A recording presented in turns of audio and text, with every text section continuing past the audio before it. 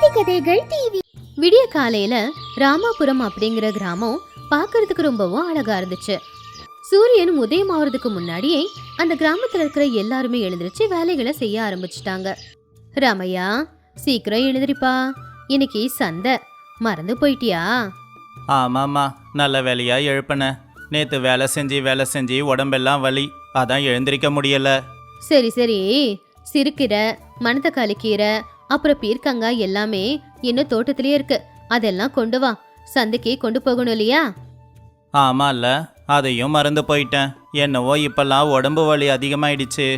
ஒரு தடவை நம்ம ஆஸ்பத்திரிக்கு போயிட்டு வரலாமா? பார்த்துக்கிட்டு போலாமா? உன்னோட நண்பன் பீமையாவும் சந்தைக்கு தானே போய்கிட்டு இருக்கான். அவன் காய்கறி எல்லாத்தையும் வண்டியில தானே எடுத்துக்கிட்டு போறான். அவன் வண்டியிலேயே நம்ம காய்கறிகளையும் ஏத்திக்கிட்டு நீ சந்தைக்கு போ. உடம்புக்கு வேற முடியலன்னு சொல்றியே. சரிம்மா, அப்படியே பண்ணிடுறேன். சந்தையில பால்ராஜு ராமையா கிட்ட, என்னடா ராமையா, என்ன திடீர்னு பீர்க்கங்காய்க்கு விலையை ஏற்றிட்ட? நேற்று 6 ரூபாய்க்கு விற்ற பீர்க்கங்காய இன்னைக்கு 10 ரூபாய்க்கு விற்கிறியே. இப்படி விற்றா யாரு வாங்குவாங்க? நீ வேற பால்ராஜு, உனக்கு விஷயம் தெரியல. அவங்க விற்கிற காய்கறி ரசாயனம் கலந்தது. நான் எந்த ஒரு ரசாயனமும் கலக்காத காய்கறி விற்கிறேன். அதனால காய் சுவையா இருக்கும், எல்லாருமே வந்து வாங்குவாங்க. அப்பதான் பட்டணத்திலிருந்து வந்த சந்துரு பால்ராஜ் கிட்ட இப்படி பேசினான். கொஞ்ச நாளா நானும் பார்த்துக்கிட்டு இருக்கேன். உங்ககிட்ட இருந்து காய்கறி வாங்கி பட்டணத்தில் விற்கிறேன். காய்கறி ரொம்ப நல்லா இருக்கு. அப்படியா? ரொம்ப சந்தோஷங்க. உங்க எல்லாருக்கும் ஒரு நல்ல செய்திங்க. நீங்க காய்கறி விற்கிறீங்க இல்லையா? நீங்க விற்கிற விலையை விட அதிகமாக கொடுத்து நான் எல்லா காய்கறியும் வாங்கிக்கிறேன். அதை கேட்டுக்கிட்டு இருந்த ராமையாவுக்கு கொஞ்சம் சந்தேகம் வந்துச்சு. ஆனா எங்ககிட்ட விலை அதிகமாக கொடுத்து காய்கறி வாங்கினா உனக்கு என்ன லாபம்? நான் உங்ககிட்ட வாங்குற காயை பட்டணத்தில் கொண்டு போய் விலை அதிகமாக விற்பேன் இல்லையா? வர லாபத்தில் உங்களுக்கு பாதியை கொடுக்குறேன். இது நல்லாதான்ப்பா இருக்கு. சொல்றதெல்லாம் நல்லாதான்ப்பா சொல்லுவீங்க. ஆனா நீங்க சொல்றபடி நடந்துப்பீங்கன்னு எங்களுக்கு எப்படி நம்பிக்கை வரும்? இதை இவன் வேணும்னா ஒத்துக்கலாம், நாங்க எல்லாரும் எப்படி ஒத்துக்க முடியும்? நான் உடனுக்குடனே உங்களுக்கு பணம் கொடுக்குறேன். உங்களுக்கு எந்த கஷ்டமும் இருக்காது. எனக்கு காய்கறி விற்க ஒத்துக்கிறீங்களா? எனக்கு இதில் எந்த பிரச்சனையும் இல்லை. எனக்கு மட்டும் கொஞ்சம் அவகாசம் கொடுங்க, நான் யோசிச்சு சொல்கிறேன். சரி, உங்களோட விருப்பம். சந்துரு அங்கிருந்து போனதுக்கு அப்புறமா, வாரத்தில் ஒரு நாள் விற்கிற காய்கறியில தான் கொஞ்சமாவது லாபம் கிடைக்கிது. ஆனால் மற்ற நாள் எல்லாம் நாம் சும்மா தானே இருக்கோம். அதுவே இந்த பட்டணத்துக்காரருக்கு விற்றா தினம் தினம் நமக்கு லாபம் கிடைக்குமாமே. அதை விட நமக்கு வேற என்ன வேணும் சொல்லு? எனக்கு என்னமோ கொஞ்சம் சந்தேகமாக தான் இருக்கு பால்ராஜு. அவங்க பட்டணத்துக்காரங்க, படித்தவங்க, நம்மள மாதிரி கிராமத்துக்காரங்களை என்ன வேணுனாலும் சொல்லி ஏமாத்துவாங்க. எனக்கு சந்தேகமாக இருக்கு. இப்போதைக்கு நான் எந்த முடிவும் எடுக்க போறதில்ல. அவங்க படிச்சிருந்தா என்ன, நமக்கு அறிவில்லையா? பால்ராஜு சொல்றது கூட உண்மைதான். கொஞ்ச நேரம் யோசிச்சு பார்த்தா என்ன தப்பு? ரங்கம்மா, எனக்கு இப்பதான் சின்ன வயசு ஞாபகம் வருது. அந்த காலத்தில் சந்தை போடும்போது பெரிய திருவிழா மாதிரி இருக்கும். எங்கள் தாத்தா காய்கறி விற்கிறதுக்கு சந்தைக்குள்ளே போனாலே அவருக்கு நிறைய மரியாதை கிடைக்குமா. ஆனால் இப்போ அப்படியா? நம்மளெல்லாம் கேவலமாக நடத்துகிறாங்க. அடுத்த நாள் ஊர் பஞ்சாயத்தில், கிராமத்து ஜனங்களே, நாம் காய்கறிகளை கம்மி விலைக்கு விற்றா நமக்கு நஷ்டம் கிடைக்கும். அதனால நாம் எல்லாரும் ஒரு முடிவுக்கு வரலாம். பட்டணத்துல இருந்து ஒரு ஆள் வந்து நம்ம காய்கறி எல்லாத்தையுமே அதிக விலைக்கு வாங்கிக்கிறேன்னு சொல்றான். அது நமக்கு லாபம் தானே? ராகவையா சொன்னது கேட்டு எல்லாருமே சரின்னு ஒத்துக்கிட்டாங்க. அடுத்த நாள் காலையில ராகவையாவை ராமையா பார்க்க போனான். என்ன ராமையா, இங்க வந்திருக்க? உங்களை பார்க்கலான்னு தாங்க ஐயா வந்தேன். அந்த பட்டணத்துல இருந்து வந்திருக்கிற ஆள் மேல கொஞ்சம் சந்தேகமா இருக்கு. கொஞ்ச நாள் வரைக்கும் அவனை கவனிக்கலாம். அவன் நல்லவன் தான் அப்படின்னு தெரிஞ்சதுக்கு அப்புறமா வேணும்னா நாம அவனுக்கு காய்கறிகளை விற்கலாம். சரி, அவன் நல்லவனா இல்லையான்னு எப்படி தெரியும்? அதை நான் பார்த்துக்கிறேங்க ஐயா. என்கிட்ட அந்த பொறுப்பை ஒப்படைச்சிடுங்க. அப்படி ராமையா சில நாட்கள் வரைக்கும் சந்துரு என்ன பண்றான், என்னென்ன வேலைகளை செய்யறான்னு அவனுக்கு தெரியாம பாத்துக்கிட்டு இருந்தான். அப்பதான் அவனுக்கு நிறைய விஷயங்களும் புரிஞ்சது. அவன் உடனே ராகவையா கிட்ட போனான். ஐயா, இன்னைக்கு என் கூட வாங்க, அவன் எப்படிப்பட்டவன்னு காமிக்கிறேன். ராகவையா ராமையா சொன்னதை கேட்டு சரி அப்படின்னு ராமையா கூட கிளம்புனாரு. பாத்தீங்களா ஐயா, நம்முடைய பக்கத்து ஊரு இங்கேயும் காய்கறி வாங்கிக்கிட்டு இருக்கான். ஒருவேளை நம்ம கிட்ட சொன்ன மாதிரி அவங்க கிட்டயும் சொல்லியிருப்பான். கொஞ்சம் அங்க பாருங்க ஐயா. அவன் காய்கறிகளை என்ன பண்ணிக்கிட்டு இருக்கான்? ஏதோ மருந்து போடுறானே, என்ன மருந்து அது? முதல்ல எனக்கும் அந்த மருந்தை பற்றி தெரியாதுங்க ஐயா. அப்புறமா தான் தெரிஞ்சுக்கிட்டேன். காய்கறி மேலே அந்த மருந்தை தூவுனா ரொம்ப நாளைக்கு காய்கறி எல்லாமே நல்லபடியாக தான் இருக்குமாமா. அப்படி செய்கிறது தப்பாச்சே, ஜனங்க ஆரோக்கியம் கெட்டு போயிடுமே. நாம் வேணும்னா படிக்காதவங்களா இருக்கலாம், ஆனால் நேர்மையாக வாழறவங்க. ஆனால் அவன் தன்னை தானே படித்தவன்னு சொல்லிக்கிறான். ஆனால் செய்கிற வேலையை பார்த்தீங்களா? படித்தவன் படிக்காதவங்கிற வித்தியாசம் இல்லைங்க ஐயா. ஒருத்தவன் நல்லவனா இல்லையாங்கிறத அவன் யோசிக்கிற விதத்தை வச்சு தான் தெரிஞ்சுக்கணும். பரவாயில்ல ராமையா, நல்ல வேலை பண்ணியிருக்க. அவன் எப்படிப்பட்டவன், எப்படி எல்லாரையும் ஏமாத்துறான்னு நீ கண்டுபிடிச்சிருக்க. ஆனால் நம்ம வியாபாரத்தில் மேலும் மேலும் வளர்றதுக்கு நமக்கு வேற வழி இல்லையா? நான் கொஞ்சம் யோசிச்சு சொல்கிறாங்க ஐயா. சரி சரி, நல்லா யோசிச்சு பாரு. கொஞ்ச நாளும் போச்சு. சந்துரு ஊர்க்காரங்க கிட்ட மறுபடியும் வந்து பேசினான். என்னங்க ராகவையா, என்ன முடிவு பண்ணியிருக்கீங்க? உங்கள் ஊரில் விளையிற காய்கறியை எனக்கு கொடுக்குறீங்களா? உங்கள் கூட வியாபாரம் பண்ணுறதுல எனக்கு ரொம்ப சந்தோஷம். ஆனால் எங்களுக்கு இதில் சந்தோஷம் இல்லைங்க. உங்கள் கூட வியாபாரம் பண்ண எங்களுக்கு விருப்பம் இல்லை. நீங்கள் படிக்காதவங்க, உங்களுக்கு அறிவில்லை. ஆனால் நான் படிச்சிருக்கேன். என்னோட அறிவை நீங்கள் பயன்படுத்திக்கலாம் இல்லையா? உங்களை ஒன்றும் நான் சும்மா கொடுக்க சொல்லலையே. உங்களுக்கு எல்லாரை விட அதிகமாக லாபம் கொடுக்குறேன்னு தானே சொல்கிறேன். நாம் படிக்கிறது நல்லபடியாக வளர்கிறதுக்காகத்தான். ஆனால் உன்ன மாதிரி மட்டமாக யோசிக்கிறதுக்கு இல்லை. என்னை பற்றி என்ன பேசிக்கிட்டு இருக்க? திமிரா? நான் என்ன பேசிக்கிட்டு இருக்கேன்னு தெரிஞ்சு தான் பேசுகிறேன். நீங்கள் என்னெல்லாம் பண்ணிக்கிட்டு இருக்கீங்கன்னு பார்த்துருக்கேன். பணம் சம்பாதிக்கிறது மட்டும் முக்கியம் இல்லைங்க, வாழ்க்கையில் கொஞ்சம் நேர்மையாகவும் வாழணும். அந்த நேர்மை உங்ககிட்ட இல்லை. உங்கள் கூட வியாபாரம் பண்ண எங்களுக்கு விருப்பம் இல்லை. நான் இல்லாமல் நீங்கள் எப்படி வியாபாரம் பண்ணுறீங்கன்னு நானும் பார்க்குறேன். சரிங்க, ரொம்ப நல்லது. அப்படி சந்துரு அங்கிருந்து போயிட்டான். ராமையா, இப்போ நாம் என்ன பண்ண போகிறோம்? நாம் வியாபாரம் பண்ண வேற எதனா வழி இருக்கா? இருக்குங்க ஐயா, இருக்கிறது ஒரே ஒரு வழி தான். நம்ம எல்லாரும் ஒன்றா சேர்ந்து ஒரு சங்கம் ஆரம்பிப்போம். சங்கம் ஆரம்பிக்கிறதுல ஒரு நல்லதும் இருக்கு. நடுவில் எந்த ஒரு தரகர்களும் இல்லாமல் நாமளே நேரில் போய் பட்டணத்தில் விற்கலாம். அது மட்டும் இல்லை, இந்த சங்கத்தால் நிறைய பயனும் இருக்கு. விவசாயிங்க யாருக்குன்னா நஷ்டம் வந்துட்டா சங்கத்து மூலமாக உதவி செய்யலாம். நமக்கும் நல்ல லாபமும் கிடைக்கும், ஜனங்களுக்கும் தரமான காய்கறிகளும் போய் சேரும்.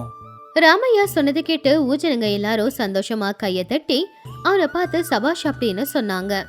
அப்படி கொஞ்ச நாட்கள்லயே அந்த ஊர்ல விவசாயிங்களுக்கு விளைச்சலுக்கு ஏத்த வருமானமும் கிடைச்சது. அப்ப சந்துரு வந்து ராமையா கிட்ட இப்படி சொன்னான். என்னை மன்னிச்சிடு ராமையா, படிக்காதவங்களுக்கு அறிவு இருக்காதுன்னு நினச்சேன். ஆனால் நான் நல்லா படிச்சிருந்தோம். என்னோட எண்ணம் தப்பான எண்ணமாக இருந்துச்சு. உன்னை பார்த்தா பெருமையாக இருக்கு. உங்ககிட்ட இருந்து நிறைய கற்றுக்கணும். நீங்கள் செஞ்ச தவிர நீங்கள் புரிஞ்சுக்கிட்டீங்க இல்லையா? அதுவே போதும். இனிமேலாவது நேர்மையாக இருக்க பாருங்க. சந்துரு சரி அப்படின்னு சொல்லி அங்கிருந்து போயிட்டான்.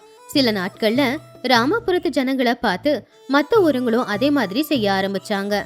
இந்த கதையில இருக்கிற நீதி என்னன்னா, இந்த காலத்துல படிச்சவங்க மட்டும் புத்திசாலிங்க இல்ல, படிக்காதவங்களும் புத்திசாலிங்க தான்.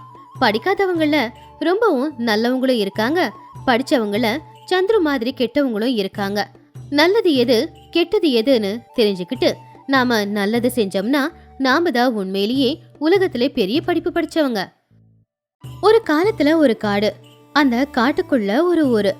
பெரிய பெரிய மரங்களுக்கு நடுவுல குருவிகளோட சத்தத்தோட அழகா இருந்த அந்த கிராமத்துல சுப்பையா அப்படிங்கிற ஒருத்தன் அவனுடைய குடும்பத்தோட வாழ்ந்துகிட்டு இருந்தான். அவங்க தாத்தா காலத்துல இருந்து அவங்க அங்கதான் இருந்தாங்க. அந்த காலத்துல அந்த ஊர்ல எந்த கஷ்டமும் இல்லாம வாழ்ந்துகிட்டு இருந்த குடும்பம் தான் அவங்க குடும்பம். சுப்பையா அப்புறம் அவனுடைய மனைவியான ரமணம்மாவுக்கு பிள்ளைங்க இல்ல. அவங்க கூட சேர்ந்து சுப்பையாவோட அம்மாவும் இருந்தாங்க. அவங்க வீட்டுக்கு முன்னாடி இருந்த இடத்துல காய்கறி வளர்த்துக்கிட்டு இருந்தாங்க. என்ன செஞ்சாலும் நஷ்டமே ஆகுதுன்னு சொல்லி ஏதோ அவங்களால முடிஞ்சதை செஞ்சுக்கிட்டு வர வருமானத்துல அவங்க வாழ்க்கைய வாழ்ந்துகிட்டு இருந்தாங்க. ரமணம்மா சமையல் செஞ்சுக்கிட்டு இருக்கும்போது சாப்பாடு வெந்துருச்சு, அதை இறக்கி வைக்கலான்னு யோசிக்கும் போதுதான் தோட்டத்துல இருக்கிற பீர்க்கங்கா ஞாபகம் வந்து அவங்க மாமியார் கிட்ட இப்படி சொன்னா. பீர்க்கங்க கொடிய இன்னைக்கு சுத்தம் செஞ்சாகணும் அத்தை, இன்னைக்கு அந்த வேலையை நம்ம முடிச்சிடலாம். சரி சரி, சாப்பிட்டதுக்கு அப்புறமா ஞாபகப்படுத்து, இல்லைன்னா படுத்து தூங்கிடுவேன். சரிங்க அத்தை அப்படின்னு சாப்பாடு மட்டுமே வடிச்சிட்டு குழம்பு செய்ய எதுவும் இல்லைன்னு வருத்தப்பட்டுக்கிட்டு இருந்தா. சில நாட்கள் அவங்க வீட்டுல சமைக்க அரிசி இருக்காது. சில நாட்கள்ல சமைக்கிறதுக்கு எந்த ஒரு பொருளும் இருக்காது. சுப்பையா எவ்வளவுதான் கஷ்டப்பட்டாலும் அதுக்கான பலன் மட்டும் அவனுக்கு கிடைச்சதே இல்ல. தினமும் காலையில 4 மணிக்கெல்லாம் எழுந்திருச்சு வயலுக்கு போய் வயல்ல கஷ்டப்பட்டு எல்லா வேலைகளையுமே செஞ்சுக்கிட்டு இருப்பான். ஆனா அவனுடைய உழைப்புக்கு ஏத்த ஒரு வருமானம் எப்பவுமே கிடைச்சதே கிடையாது. எப்பவுமே வயல்ல விளைச்சல் சரியா வரவும் வராது. ஒண்ணு மழை இல்லாம விளைச்சல் வீணா போனா, இன்னொரு தடவை மழை அதிகமா வந்து விளைச்சல் எல்லாம் தண்ணியில முழுகிடும். அப்படி இருக்கும்போது ஒரு நாள் வயலும் நல்லா இருந்துச்சு, வானிலையும் ரொம்ப நல்லா இருந்துச்சு. அதனால இந்த தடவை விளைச்சல் என் கைக்கு கிடைக்க போகுது அப்படிங்கிற சந்தோஷத்துல சுப்பையா உரம் வாங்குறதுக்காக அவ கூட வேலை செய்யறவங்கள கூட்டிக்கிட்டு சந்தைக்கு போனா. வானிலையும் நல்லா இருக்கு, இப்போதைக்கு எந்த பிரச்சனையும் இல்லை. இந்த தடவை அறுவடை நேரத்தில் விளைச்சல் கூட கொஞ்சம் அதிகமாக தான் கிடைக்கும் அப்படின்னு நினைக்கிறேன். இந்த தடவை சரியான நேரத்துக்கு மழை பெஞ்சதில்ல ராமு. ஆமாண்டா, இந்த வருஷம் மழை நல்லா தான் பெஞ்சுது. நீயும் நான் தோண்டி வச்ச மாதிரி பள்ளத்தை தோண்டி வச்சிக்கோ, மழை தண்ணியை சேர்த்து வைக்கலாம். நேரம் கிடைக்கலடா, அதனால தான் செய்ய முடியலை. இந்த தடவை விளைச்சல் கைக்கு வர மாதிரி தான் இருக்கு, அடுத்த தடவை செய்யறேன். பக்கத்து தெருவுல இருந்து இவங்க போறத பார்த்து சூரி, எங்கடா போய்கிட்டு இருக்கீங்க அப்படின்னு கேட்டான். உரம் வாங்குறதுக்காக சந்தைக்கு போய்கிட்டு இருக்கோம். நீ வாங்கிட்டியா? இல்லடா, நானும் தான் வாங்கணும். அப்படின்னா வாடா, ஒன்னா போகலாம். வீட்டுக்குள்ள போய் பணத்தை எடுத்துக்கிட்டு வெளியில செடிக்கு பக்கத்துல வச்சிருந்த குச்சியை எடுத்துக்கிட்டு அவனுக்கு தெரிஞ்ச ஒரு விஷயத்த இவங்க கிட்டே சொல்லலான்னு நினைச்சு ஆர்வமா அவங்க கிட்ட இப்படி கேட்டான். விஷயம் தெரியுமா அப்படின்னு ஆரம்பிச்சான். டே, இந்த தடவை உரத்துக்கு விலை அதிகமாயிடுச்சாமே, அதை கேள்விப்பட்டீங்களா? அதை கேட்டு சுப்பு சூரி கிட்ட என்னது அதிகமாக்கிட்டாங்களா அப்படின்னு கேட்டான். அதான்டா, இந்த தடவை விளைச்சல் யாருதும் வீணா போகல, வானிலையும் நல்லா தானே இருக்கு, அதான் விலையை ஏத்திட்டாங்க. ராமு அதை கேட்டு எதுவும் சொல்லாம சுப்பையாவோட தோல்ல கைய போட்டுட்டு அவனை பார்த்துக்கிட்டு அமைதியாயிட்டான். உண்மையாவாடா? தெரியலடா, இவன் சொல்லிதான் எனக்கே தெரியுது. சரி, பதட்டப்படாத, ஊருக்குள்ள போய் பார்க்கலாம் வா. அதிகமாக இருந்தா கவலைப்படாதடா, நாங்கள் உதவி பண்ணுவோம். உன் விளைச்சல் நல்லா தானே வந்திருக்கு. ஆமாண்டா, நாங்கள் உதவி பண்ணுறோம். வேணாண்டா, போன தடவை என்னாச்சின்னு தெரியும்ல, போன தடவையும் இப்படி தான் நீங்கள் உதவி பண்ணீங்க. ஆனால் விளைச்சல் எல்லாம் வீணாக போயிடுச்சு, எனக்கும் நஷ்டமாயிடுச்சு, என்னால் உங்களுக்கும் நஷ்டமாயிடுச்சு. எங்களுக்கு ஒன்றும் நஷ்டமாகலடா. சூரிய பேச விடாம தடுத்து சுப்பையா இப்படி சொன்னான்.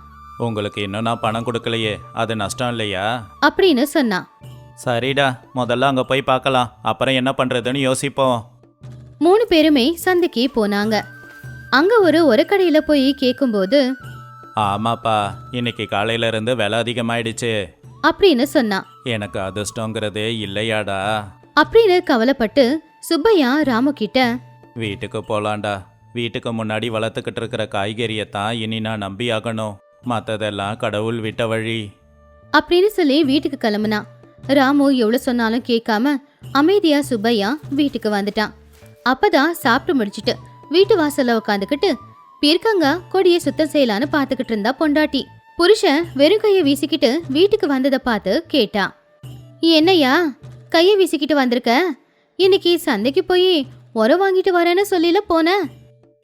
சுப்பையா பொண்டாட்டி முகத்தை பார்த்து, இந்த வருஷமும் விளைச்சல் சரியா வராது போல அப்படின்னு கவலையா சொன்னான். என்னையா சொல்ற? விளைச்சல் நல்லா தானே இருக்கு, முந்தா நேத்து மழை பெஞ்சதுல தண்ணி கூட வந்துச்சே. இன்னைக்கு சந்தைக்கு போனேன்னா விளைச்சல் எல்லாம் நல்லா தானே விளைஞ்சிருக்கு, வானிலை கூட நல்லா தான் இருக்குன்னு சொல்லி உரத்தோட விலையை ஏற்றி விட்டுட்டானுங்க. ரமணம்மாவுக்கு என்ன பேசுறதுன்னு புரியாம, என்னையா இது, அவங்களுக்கு தோணும் போதெல்லாம் இப்படி விலையை ஏற்றி வச்சிருவானுங்களா என்ன அப்படின்னு கவலைப்பட்டுக்கிட்டு இருந்தா. அப்பதான் காந்தம்மா வெளியில வந்து, என்னடி ஞாபகப்படுத்த சொன்னேனே, சொல்லவே இல்லை. அப்போ சுப்பையா அங்க இருக்கிறத பார்த்து, என்னடா நீ இங்க இருக்க, எப்போ வந்த? இப்பதாமா அப்படின்னு சொன்னான். ஆனா அவன் முகம் வாடி போயிருக்கிறத பார்த்து, என்னடா கவலையா இருக்க? 2 பேரும் கவலையில இருக்கீங்க, என்னாச்சு? இந்த தடவையும் விளைச்சல் போச்சுமா, இப்பதான் சந்தையில இருந்து வரேன், உரத்தோட விலையை அதிகமாக்கிட்டாங்க. காந்தம்மா எப்பவுமே லாபம் வர மாட்டேங்குதே, புள்ள கவலைப்படுறானே அப்படின்னு நினைச்சு, ஒன்னும் கவலைப்படாதரா, விளைச்சலுக்கு எதுவும் ஆகாத மாதிரி பழைய விதத்துல ஏதாவது முயற்சி பண்ணலாம் அப்படின்னு சொன்னாங்க. இப்பதாண்டா இந்த உரம் மருந்தெல்லாம் வந்திருக்கு. உங்க தாத்தா காலத்துல என்ன பண்ணாங்கன்னு தெரியாது. அதே மாதிரி நாம முயற்சி பண்ணலாம். விளைச்சல் நல்லா தான் வரும் அப்படின்னு சமாதானப்படுத்தினாங்க. ரமணம்மா கடவுளை நினைக்காத நாளே கிடையாது. இதை பத்தி எதுவும் யோசிக்க கூடாதுன்னு சொல்லி ரமணம்மாவை கூப்பிட்டு வேலையை வாங்கினா எல்லாம் மாறிடும் அப்படின்னு நினைச்சாங்க. இன்னைக்கே களிச்செடியெல்லாம் பிடுங்கி போட்டுடலாமா? மற்றது எல்லாத்தையுமே அந்த கடவுள் பார்த்துப்பான். ஆ சரிங்கத்த. சுப்பையா விடிய திண்ணையில உக்காந்துக்கிட்டு அவங்க செய்யற வேலைகளை பார்த்துக்கிட்டு இருந்தான். அன்னைக்கு ராத்திரி நேரம் ரமணம்மா கிட்ட நான் வெளியில போயிட்டு வரேன் அப்படின்னு சொன்னான். இந்த நேரத்துல எதுக்குங்க வெளியில? ஏதாவது வேலை இருந்தா நாளைக்கு பார்த்துக்கோங்க. இன்னைக்கு பௌர்ணமி தானே, வெளிச்சமா தான் இருக்கு. நான் வரேன், நீ உள்ள போ அப்படின்னு ஒரு குச்சியை பிடிச்சுக்கிட்டு அந்த நிலா வெளிச்சத்துல வயலை நோக்கி நடந்து போய்கிட்டு இருந்தான். அப்ப ரமணம்மா சத்தமா சீக்கிரமா வந்துருங்க அப்படின்னு சொன்னான். ஆ சரி சரி அப்படின்னு சொல்லி வயலுக்கு போனா சுப்பு. கொஞ்ச நேரத்துல வயலுக்கு போய் அங்க வரப்புல உக்காந்துக்கிட்டு வயலை ரொம்ப கவலையா பார்த்துக்கிட்டு இருந்தான். எதுக்காக எனக்கே இப்படி நடக்குது? நான் ஏதாவது தவறு செஞ்சுக்கிட்டு இருக்கேனா? இல்ல எனக்கு அதிர்ஷ்டமே இல்லையா? அப்படின்னு கேட்டான். அங்க யாருமே இல்ல. அவன் முன்னாடி வயல் மட்டும்தான் இருந்துச்சு. இந்த பூமி தாய்க்கு என் மேல நம்பிக்கை இல்ல போல அப்படின்னு நினைச்சுக்கிட்டு வருத்தத்தோட வீட்டுக்கு வந்தான். அடுத்த நாள் காலையில எதுவும் நடக்காத மாதிரி அவன் அவனுடைய வயலுக்கு போய் பழைய விதத்துல விவசாயம் செய்ய ஆரம்பிச்சான். அதை பார்த்து பக்கத்து வயல்காரங்க, உரத்தை போட்டாலே விளைச்சல் சரியா வரமாட்டேங்குது. இதுல இப்படி பண்ணா விளையவா போகுது அப்படின்னு சொன்னாங்க. அது எதையுமே காதுல போட்டுக்காம சுப்பையா அவனுடைய வேலைகளை செஞ்சுக்கிட்டு இருந்தான். இந்த பக்கம் வீட்டுல மதிய நேரம் மாமியார் மருமக 2 பேருமே நல்லா விளைஞ்ச பீர்க்கங்காய பறிச்சு கூடையில வச்சு சுப்பு வந்ததும் அவன்கிட்ட கொடுக்கணும் அப்படின்னு சொல்லிக்கிட்டு இருந்தாங்க. மொத்தமா பீர்க்கங்காய் 3 கூட வந்துச்சு. எதுவுமே வீணா போகாம எல்லாமே நல்ல பதத்துல இருக்கிறத பார்த்து அவங்க சந்தோஷப்பட்டாங்க. மதியம் சுப்பையா வீட்டுக்கு வந்து 3 கூட பீர்க்கங்காவை பார்த்து ஆச்சரியப்பட்டு என்ன இது அப்படின்னு கேட்டான். அப்போ அவங்க சந்தோஷமா, ஒண்ணு கூட பூச்சி பிடிக்கலங்க. ஆமாண்டா, ரொம்ப நாளாச்சு இவ்வளோ பீர்க்கங்காய பார்த்து. கடவுள் நமக்கு உதவி செய்ய நினைச்சிட்டான் போல. சாப்பாடு சாப்பிட்டுட்டு இதை கொண்டு போய் வித்துட்டு வாங்க, பணம் வந்தா உரம் வாங்குவீங்கல்ல. அதுக்கு அவனும் சரின்னு சொல்லி வீட்டுக்குள்ள போய் சாப்பிட்டான். அதுக்கப்புறமா 3 கூட பீர்க்கங்காய அவனுடைய சைக்கிள்ல வச்சு எடுத்துக்கிட்டு சந்தைக்கு விற்கிறதுக்கு போனான். சந்தையில கொண்டு போய் வித்ததுல கொஞ்சம் பணம் கிடைச்சது. உடனே உரக்கடைக்கு போய் உரத்தை வாங்கினான். ஆனா அதிகமா வாங்க வேண்டாம், பூமி தாயையே நம்பலான்னு சொல்லி கொஞ்சமா மட்டுமே அவன் உரத்தை வாங்கிக்கிட்டு வந்தான். என்ன சுப்பு, இவ்வளோ கம்மியா வாங்கிட்டு போற? இதுவே போதுங்க ஐயா அப்படின்னு சொல்லி வாங்கினான். நான் பூமி தாயை நம்புறேன் அப்படின்னு சொன்னா இவங்கெல்லாம் சிரிப்பாங்க அப்படின்னு சொல்லி உரத்தை வாங்கிக்கிட்டு அவன் வீட்டுக்கு போனான்.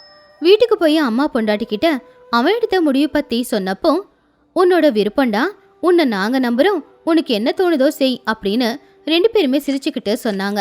சுப்பையாவும் அவனுடைய வேலைகளை செஞ்சுக்கிட்டு இருந்தான். என்ன ஆச்சோ தெரியல, விளைச்சல் கைக்கு கிடைக்கிற வரைக்கும் எந்த ஒரு தப்பான விஷயமும் நடக்கல. அதிகமா நஷ்டமானாலும் இது வரைக்குமே சுப்பு அவனுடைய நம்பிக்கையை இழக்கவே இல்லை. அதே மாதிரி அவன் என்ன செஞ்சாலும் அவனை உற்சாகப்படுத்தி அவனுக்கு அவங்க அம்மாவும் பொண்டாட்டியும் பக்கபலமா இருந்தாங்க. அவன் பூமி மேல வச்சிருந்த நம்பிக்கை வீணா போகல. அன்னையிலிருந்து அவன் அவனுடைய பூமியையே நம்பிக்கிட்டு ஒரே எதுவும் போடாம விவசாயம் செஞ்சுக்கிட்டு இருந்தான்.